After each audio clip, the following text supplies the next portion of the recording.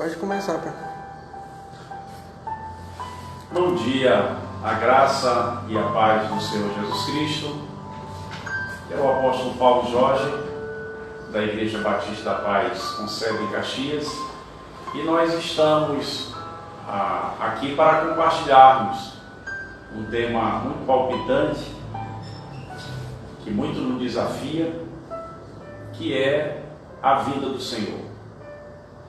Nesses dias em que nós estamos com muita saudade dos irmãos e devido a essa agitação em cima da quarentena, de quanto tempo ainda vamos ficar distantes uns dos outros, ficamos pensando na igreja, ficamos pensando nas células, ficamos pensando nos ensaios, toda uma vida costumeira de igreja. A gente fica sentindo quantas pessoas estão com vontade de abraçar o pai, a mãe ou o amigo. Haja visto que dentro de casa as pessoas estabelecem um vínculo de confiança e às vezes se atrevem a dar um abraço, né? Porque estão ali todos isolados. Mas as pessoas ficam enviando para o meu privado, me perguntando: pastor, que tempo é esse? Esse é o anúncio da vida do Senhor Jesus Cristo. É o fim dos tempos. E nós decidimos falar sobre esse tema, a vinda do Senhor. É um tema geral, mas é um tema muito palpitante. E nós vamos usar o texto de Mateus, capítulo de número 24, versículo 13, versículo 3, que nos diz assim: no Monte das Oliveiras, achava-se Jesus assentado, quando se aproximaram deles os discípulos, em particular, e lhe pediram: dize-nos, quando sucederão estas coisas, e que sinal haverá da tua vinda e da consumação dos séculos? O Senhor estava no templo de Jerusalém, construído por Herodes, e o que gerou esse questionamento, essa interrogação na mente dos discípulos, foi quando o Senhor falou a ele dizendo: não vedes tudo isso? Templo de Jerusalém, 46 anos Herodes levou para construir esse templo. E ele afirmou: em verdade vos digo que não ficará aqui pedra sobre pedra que não seja derribada. O futuro, ele desperta o fascínio das pessoas. Eu falei isso em um outro vídeo. Você imagina que existem pessoas que não saem de casa sem consultar um horóscopo, sem saber o que fazer amanhã. E elas acreditam e se sentem seguras quando ele diz assim, o horóscopo, a previsão diz assim: você hoje vai ter sorte no amor, hoje é um dia de oportunidades. E as pessoas ficam procurando ter essa segurança, procurando saber o futuro. As pessoas, elas questionam, elas buscam cartomantes, videntes, porque elas têm um fascínio pelo amanhã, por aquilo que está na frente. Eu prefiro deixar o futuro no lugar dele, para que eu possa ir em direção ao futuro com muita responsabilidade na obediência. Mas aqui nesse texto, Jesus está como profeta. Na verdade, a Bíblia nos fala em capítulo 2 de João, que ao Filho de Deus, aquele que é nascido de Deus, o Pai não deu o Espírito por medida. Inclusive falamos sobre esse tema no retiro, na noite da vigília. Mas aqui nós observamos Jesus ativo na via profética. Ele vai usar esse texto de Mateus capítulo 24, 25, e ele vai descortinar os acontecimentos futuros. Marcos vai usar o capítulo 13 e o Evangelho de Lucas vai usar o capítulo 21.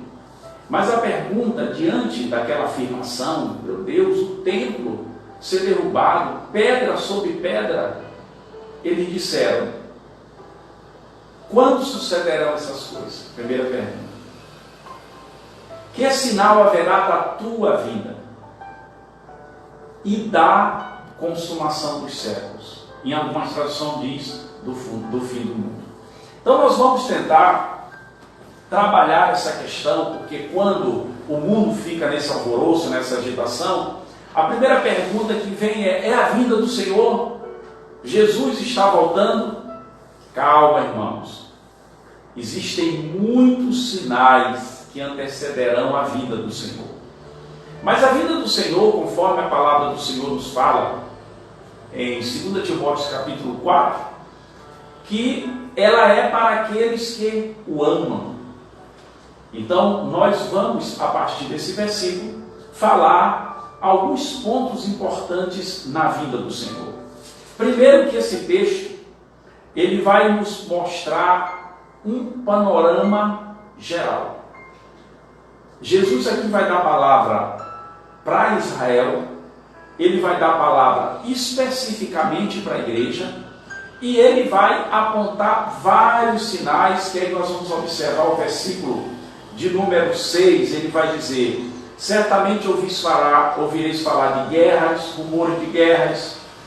Vede, não nos assusteis, porque é necessário que assim aconteça, mas ainda não é o fim. E ele vai dizer: nação contra nação, reino contra reino se levantará, haverá fomes e terremotos em vários lugares. Porém, tudo isso é o princípio das dores. Então, Jesus, ele trouxe segurança para os apóstolos, trouxe segurança para os discípulos. Ele diz: calma, vai haver muitas coisas acontecendo, haverão muitas coisas acontecendo. Porém, ele vai nos falar que ainda não é o fim. Ainda não é o fim. E eu quero aqui, dentro desse texto, ler algo muito importante que está lá no livro de Daniel. Daniel, capítulo de número 9. E eu quero usar os versículos de número 24 em diante. Você que está nos escutando aí pelo Instagram, pelo Facebook, você pode conferir a palavra do Senhor. O que eu estou falando nesse momento de introdução dessa palavra é de que Deus, ele nos dá segurança quanto ao futuro. Ele nos coloca os pés no lugar firme. E ele diz no capítulo 9, versículo 24: 70 semanas estão determinadas sobre o teu povo, falando com o profeta Daniel, e sobre a tua santa cidade, para fazer cessar a transgressão, para dar fim aos pecados, para expiar a iniquidade, para trazer justiça eterna, para selar a visão e a profecia, e para ungir o santo dos santos. Sabe e entende, desde a saída da ordem para restaurar e para edificar Jerusalém, até ao príncipe, 7 semanas e 72 semanas, ou seja, 69 semanas. Desde a ordem, desde a saída para edificar Jerusalém, até ao ungido, aqui entenda-se ungido, até ao Messias, até o Cristo. E ele diz até ao príncipe, 7 semanas e 62 semanas, portanto, 69 semanas. Depois ele nos fala: as praças e as circunvalações se reedificarão, mas em tempos angustiosos. Depois das 62 semanas, será morto o ungido, e já não estará. E o povo de um príncipe que há de vir destruirá a cidade e o santuário. O seu fim será no dilúvio, e até o fim haverá guerra, desolações são determinadas. Ele fará firme aliança com muitos por 1 semana, na metade da semana fará cessar o sacrifício e a oferta de manjares. Sobre a asa das abominações virá o assolador, até que a destruição que está determinada se derrame sobre ele. Veja, queridos, não há motivo para ficarmos apreensivos. Deus tem o controle de todas as coisas. Os discípulos perguntaram: quando acontecerão essas coisas? Que sinal haverá da tua vinda e do fim do mundo? Aqui, Daniel, o Senhor revela para Daniel o futuro. E Jesus vai tocar nesse ponto, e é por isso que eu estou lendo essa passagem de Daniel. Você vai observar que ele diz: 70 semanas estão sobre o teu povo, estão determinadas sobre o teu povo. Ou seja, irmãos, 70 semanas de anos, desde a ordem para reedificar Jerusalém através de Esdras e de Neemias, 49 anos, da vida da pessoa de Daniel, do momento da profecia, até o momento em que Esdras e Neemias restauraram o santuário e a cidade, 49 anos. Nós observamos aí 7 semanas. E ele diz: e 62 semanas até o príncipe, ou seja, de Esdras até Jesus, 62 semanas, ou seja, 434 anos. Agora veja bem, quando você soma 7 semanas mais 62 semanas, 69, chega-se até Jesus. E a Bíblia vai dar uma lacuna profética aqui, porque fica faltando uma semana para 70 semanas. Só que, por incrível que pareça, quando chega no Messias, Daniel recebe uma palavra de Deus dizendo: depois das 62 semanas, será morto o ungido e já não estará. Olha aí. Quando Jesus morre e ele sobe aos céus, completam-se as 62 semanas mais as 7 semanas da época de Daniel até Esdras. E nós observamos que a contagem, ela para em Jesus. O relógio profético no que diz respeito a Israel para em Jesus. É até onde durou a lei. E inicia-se agora uma lacuna que aqui para Daniel não é mencionado. O que se resume nesse texto para Daniel é: e o povo de um príncipe que há de vir destruirá a cidade e o santuário, e o seu fim será no dilúvio, e até ao fim haverá guerra e desolações são determinadas. Essa declaração do versículo 26 é o tempo da igreja. É a lacuna profética estabelecida por Deus, não revelada a Daniel, mas inaugurada por Jesus, e que é o nosso tempo.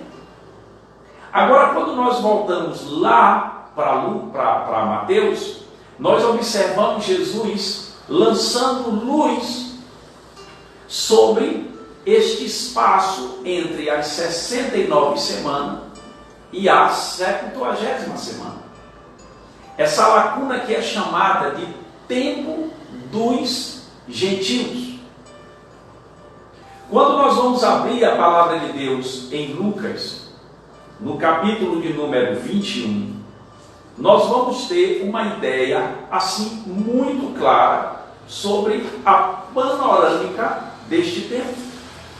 Lucas, capítulo de número 21, no versículo 20. No versículo de número 24, especificamente falando, ele diz: cairão ao fio de espada e serão levados cativos para todas as nações, e até que o tempo dos gentios se complete em Jerusalém, será pisada por eles. Olha que coisa importante. Nós estamos lançando luz antes de entrar em algum detalhe da vida de Jesus.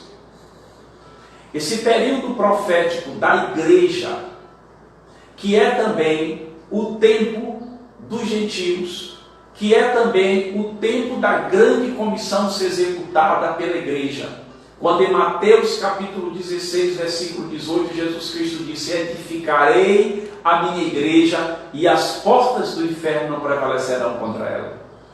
Ele disse: ide e fazer discípulo de todas as nações. Ele disse: ide pregar o evangelho a toda criatura. Atos capítulo 1, versículo 8: mas recebereis poder ao descer sobre vós o Espírito Santo, e ser-me-eis testemunhas, tanto em Jerusalém, Judeia, Samaria e até os confins do mundo. Esse é o tempo dos gentios. Esse é o tempo da igreja. Este tempo, ele será fechado em um dia específico. E a curiosidade dos apóstolos, e é também a nossa curiosidade: que sinais haverão da tua vida? Quando sucederão essas coisas? É tão importante saber, queridos, que ninguém sabe sobre essa data. Nós temos sinais. Mas Jesus Cristo disse que acerca daquela data, daquele dia e hora, ninguém sabe senão o Pai. Nós sabemos que o Filho, quando veio ao mundo, ele se esvaziou da sua prerrogativa de Deus. Jesus viveu nesta terra como um homem cheio do Espírito Santo, movendo-se na dependência do Espírito Santo e movendo-se nos dons espirituais. Ele não agiu aqui como Deus. Ele agiu aqui como homem cheio do Espírito Santo.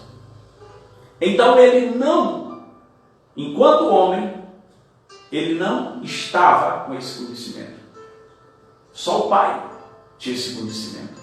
Então nós vamos observar agora sobre o que significa a vinda do Senhor. Amados, quando nós vamos abrir Mateus capítulo 24, e eu não vou detalhar aqui alguns sinais, porque nós falamos em outro vídeo que ainda posteriormente vai ser colocado, mas aqui nós vamos dar uma pincelada em termos desses sinais, né? Vamos dar só uma pincelada em termos desses sinais da vinda do Senhor, que nós vamos observar que desde que o homem pecou, há desordem no universo. E a desordem na terra, a morte, a doença, a fome, a epidemias. Mas nós vamos observar uma frase do Senhor quando ele diz assim: porém tudo isto é o princípio das dores. Desde a subida de Jesus até aquele dia que ele vai voltar, haverá contrações como que de dores de parto. Essa é a expressão princípio das dores. Quando uma mulher está prestes a ter o seu bebê, o seu organismo é tomado por contrações. E na proporção que se aproxima a hora do bebê nascer, essas contrações elas se tornam mais progressivas e mais substanciosas, mais intensas. Essas dores de parto são esses sinais que acontecem desde a estadia de Jesus aqui na terra até o dia que ele vai voltar para buscar a sua igreja e para as nações da terra. Nós vamos observar que isso é muito sério. Vamos se tratar de guerras. Nós temos uma guerra da Síria, mas nós tivemos a Primeira Guerra Mundial, a Segunda Guerra Mundial, e uma terceira está sempre na iminência de acontecer. Porém, nós vamos compreender que, em se tratando de guerra, existem hoje guerras que são invisíveis, como que eu particularmente acredito que esse vírus foi gerado para desestabilizar as economias das nações, principalmente do Ocidente. principalmente no Ocidente. Mas nós vamos observar que na história da humanidade nós tivemos, por exemplo, a peste negra, que é a peste bubônica, que aconteceu em várias partes do mundo, mas principalmente na Europa. Ela dizimou só 75 milhões de pessoas. Na Eurásia, que é a Europa e a Ásia, dizimou quase toda a população. Depois de 200 anos, na época de Lutero, ela teve novamente uma contaminação. Que Lutero esteve lá, fazendo frente, trabalhando. Por exemplo, em se tratando de terremotos. Em 1900, de 1900 a 1910, houveram no mundo catalogado 141 terremotos. Mas só em 2019, na Itália, houveram 14 mil terremotos. Entre tremores pequenos e tremores maiores.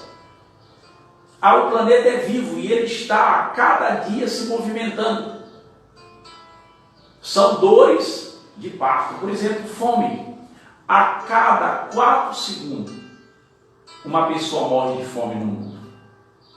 Isso anualmente se contabiliza, sabe quanto? 4 milhões de pessoas. Nós temos agora a gripe, a H1N1, que já matou mais gente do que esse vírus que nós estamos vivendo. Então, de tempo em tempo, nós observamos as guerras, os terremotos. Só que, quanto mais a vinda do Senhor vai se aproximando, mais intensamente essas contrações irão acontecendo. E quero te falar algo. Não se assuste com o que está acontecendo hoje, não. Sabe por quê? Porque quando chegar a época da grande tribulação, que será um julgamento de Deus sobre as nações da terra, sobre o reino do anticristo, e você pode ver isso em Apocalipse capítulo 6 até Apocalipse capítulo 18, você vai ficar espantado como esse planeta vai gemer, porque ali as contrações serão para se parir uma nova terra. O julgamento de Deus sobre as nações da terra. Então não vamos nos assustar. Mas quando nós observamos a palavra do Senhor em Mateus capítulo 24, versículo 30, está escrito assim: então aparecerá no céu o sinal do Filho do Homem. Todos os povos da terra se lamentarão e verão o Filho do Homem vindo sobre as nuvens do céu com poder e muita glória. Esse texto vai nos falar sobre a vinda do Senhor. Da mesma forma como está aqui, está em Marcos e em Lucas. A vinda do Senhor é algo real. Vai acontecer. Alguns dizem, já se anuncia há tanto tempo isso. Mas como diz Pedro, é porque Deus deseja que os homens se arrependam dos seus pecados. Deus é muito misericordioso. Inclusive comigo, inclusive com você que nos escuta. Agora, aqui nós vamos observar que no versículo 29 diz assim: logo em seguida a tribulação daqueles dias, aí vai falar que o Filho do Homem aparecerá.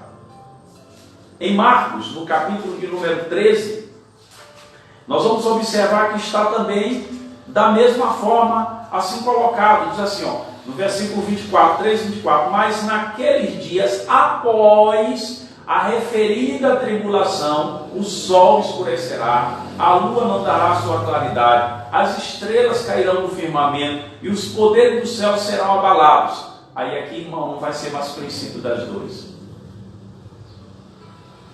Aqui serão as dores de se parir um novo planeta, uma nova era, um novo tempo, onde Deus há de governar com o seu povo por toda a eternidade. E aí diz a palavra: então verá o Filho do Homem.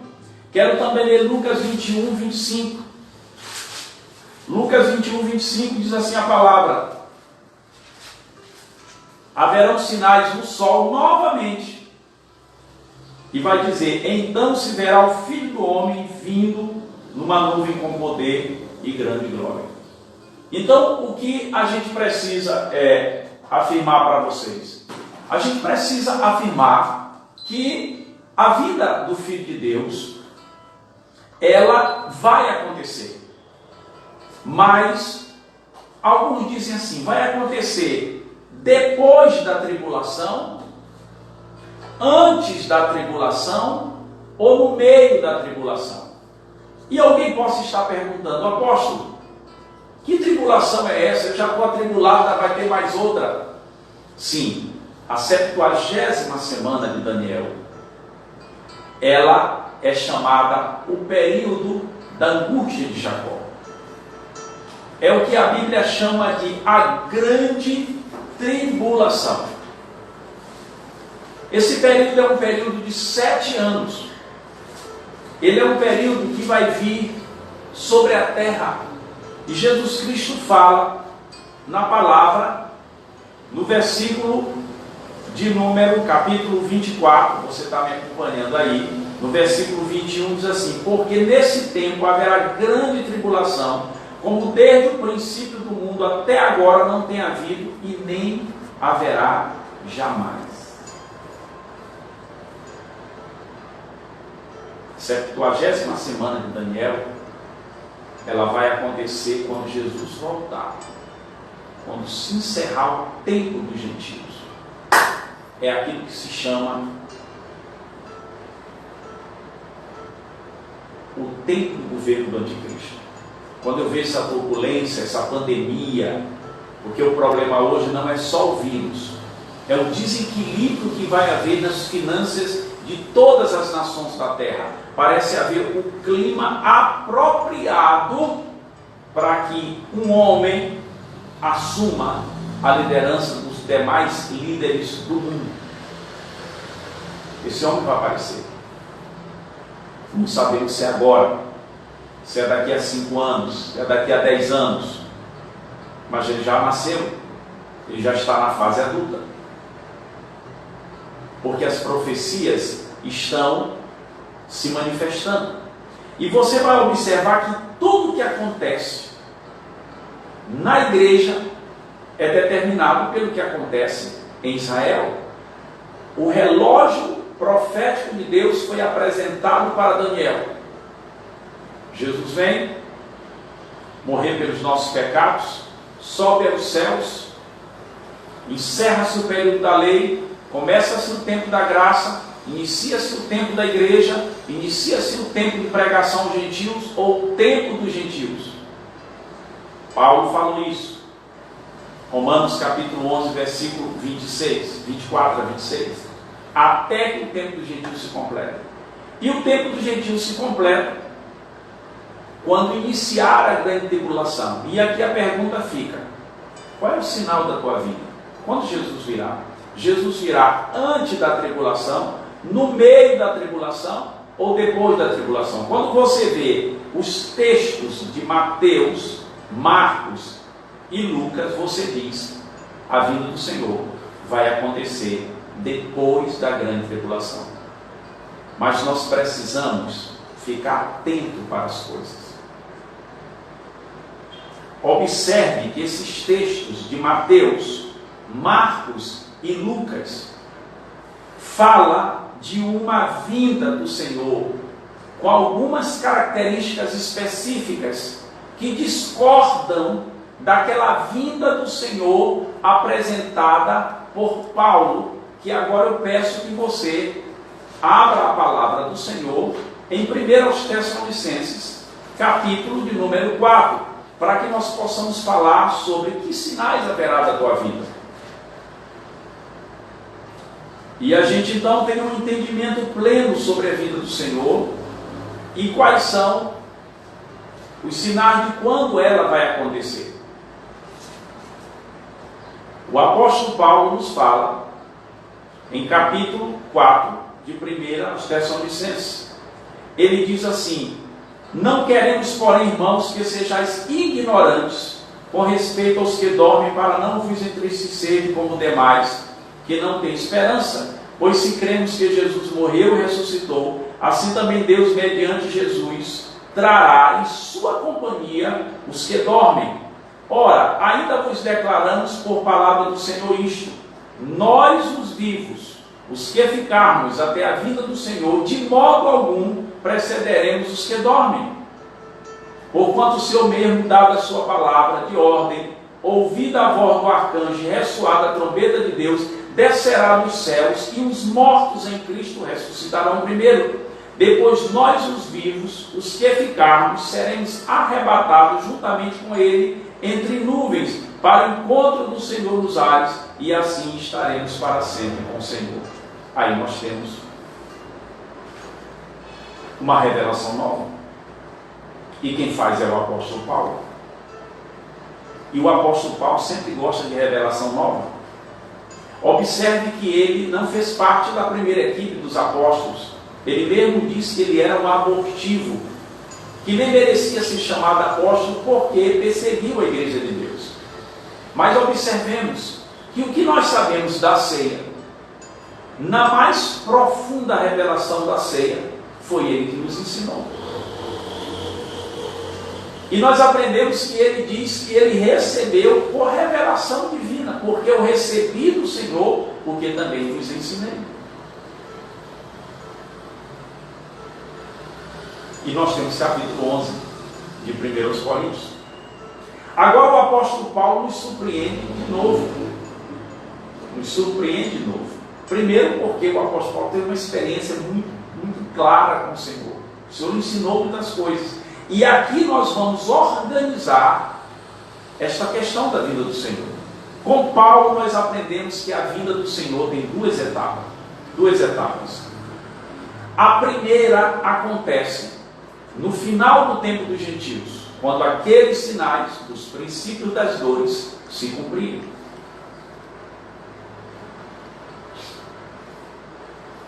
É o que se chama de rapto. É o que se chama de arrebatamento. É o que se chama de Deus vir tomar o seu povo. Só que o apóstolo Paulo, ele nos apresenta que esta primeira fase da vinda do Senhor, e ele apresenta com uma riqueza de entendimento muito grande, ele nos apresenta que, diferente daquela vinda que os apóstolos Mateus, Marcos e Lucas falam, ela será para os salvos. Observe, em 1 Tessalonicenses, os cristãos encontram com o Senhor nos ares. O Senhor vem, ela é uma vinda gloriosa, mas ela é invisível ao mundo. Ela é maravilhosa para os salvos, mas ela é invisível às nações da terra. Mateus diz que dois estarão trabalhando, um será tomado e deixado o outro. O texto vai falar de como Noé foi levado com sua família na arca, e os demais habitantes da terra deixaram, receberam o juízo de Deus, mas a família de Noé foi tomada e os outros deixaram. Então nós vamos observar que ela é invisível para o mundo, mas ela é para os salvos. E às vezes as pessoas fazem essa confusão. Elas dizem: apóstolo, mas a Bíblia diz que o Filho do Homem virá sobre as nuvens. Sim, ele virá sobre as nuvens, mas depois da grande tribulação.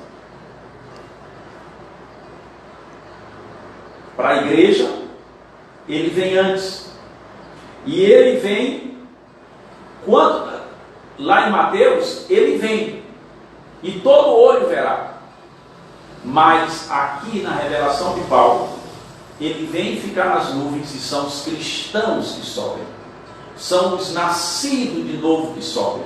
Conforme Efésios capítulo 1, versículo 13 e 14, os que são selados por Deus para o resgate da sua propriedade. Outra coisa que observamos, lá na revelação dos evangelhos, os anjos recolhem os salvos. Mas aqui, em Tessalonicenses, é o Senhor quem faz pessoalmente, o Senhor atrai. E nós vamos observar algo lindo, que lá nos evangelhos não é mencionada a ressurreição. Mas aqui a Bíblia diz que aqueles que morreram em Cristo ressuscitarão. 1 Coríntios capítulo 15, versículo 51, Paulo diz assim: eis que vos digo um mistério. Irmãos, isso foi escondido de Daniel. Isso foi escondido dos profetas, mas revelado através dos apóstolos e profetas do Novo Testamento. Aí Paulo vai trazer uma revelação